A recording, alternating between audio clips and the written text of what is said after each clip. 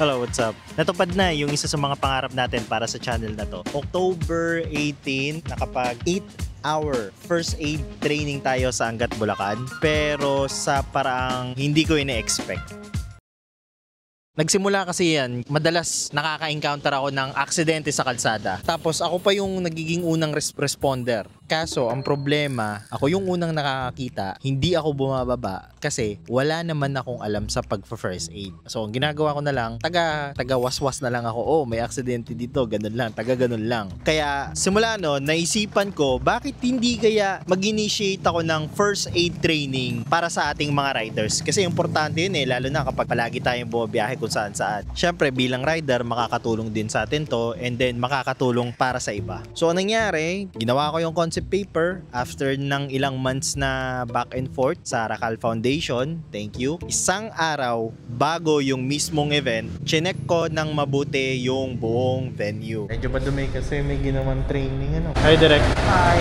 Yung first aid training natin bukas na. Kung ano yung equipments na gagamitin, yan yung mga checklist na kailangan natin sa first aid training. Ayan, chinek ko ng mabuti. Nung time na yon, nag-e-expect ako at least 70 plus na mga nag-pre-register sa ating first aid training. Kaya ang ginawa ko noon, madaling araw pa lang, bago yung October 18, bago yung mismong event, nag-cut na ako ng sarili kong sticker kasi naubos na din yung sticker natin. Yung mga din-double check ko yung mga participant details, communications, ganyan. So, walang tulog. Pagkatapos nun, punta na ako dun sa venue natin sa RHC Builders sa Angat, Bulacan. 6 o'clock, nagahan natin para maamangan natin yung mga participants natin sa training.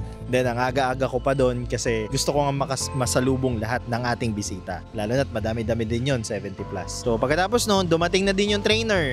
Si Sir Noel, dumating na yung magte-train sa atin. 8 a.m. nandun. Simula noon, datingan na sila from 8 a.m. na start ng program, naging 10 a.m. So, naghintay pa kami mula 8 a.m. hanggang 10 a.m. Unfortunately, ito yung problema. Medyo nalulungkot lang ako kasi 70 plus yung nag-register pero ang dumating is 10. Sana nag-commit yung 70, sayang dami naming upuan na nilaan para sa inyo. 17 lang yung nag-commit o yung pumunta.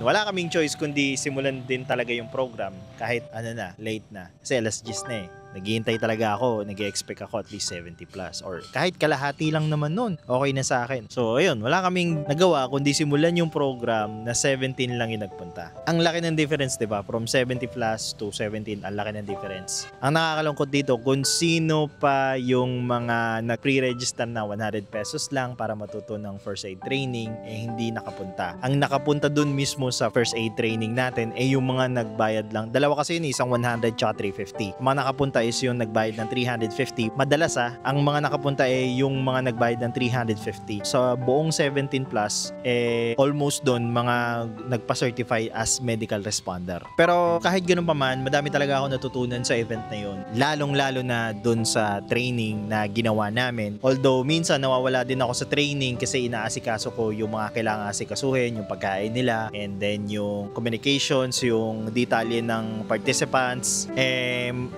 Nakasunod naman ako dun sa training. And then nagpapasalamat din ako din sa Racal Quick Response Foundation kasi pinaunlakan nila tayo kay Sir Noel Malyari na nag-train pa from Cebu, tumulong nung 'di ba lumindol sa Cebu, from Cebu tumuloy pa siya ng Kalinga, then para lang sa training na to pumunta pa siya bumaba siya ng Angat, Bulacan para lang i-train kami. So medyo nahihiya nga ako. Tapos pagkatapos ng training, bumalik na naman siya ng Kalinga. So ayun, kaya medyo nahihiya ako. Pero sobrang nagpapasalamat din ako sa Racal Foundation, kay Direct Jeff kasi full support talaga yung ginawa nila, Racal Foundation, kasi may equipment, may pagkain, may halos lahat na sa kanila. May TV, may sound system. Kaya sobrang nagpapasalamat ako and nahihiya din ako at the same time kasi I was expecting 70 plus na nag-commit dun sa pre-registered. From 70 to 7 17.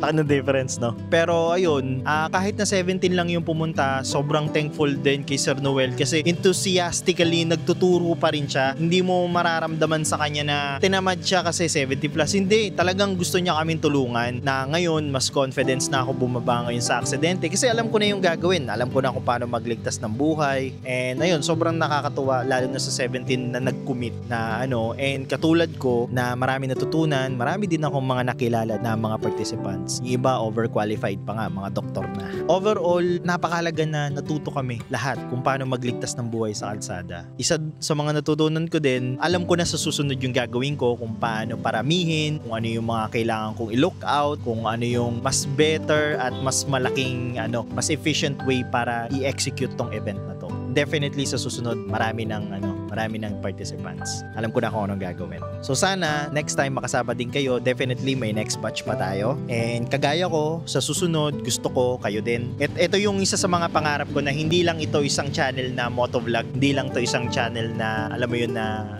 manonood ka lang. Baga parang nakakatulong din ako at the same time. At lalo na kapag lumaki yung channel, nasa 4K pa lang tayo, o 5K. Lalo na kung lumaki yung channel, di ba? So kapag lumaki na yung channel, mas marami pa akong mainggan, matutong magligtas ng buhay.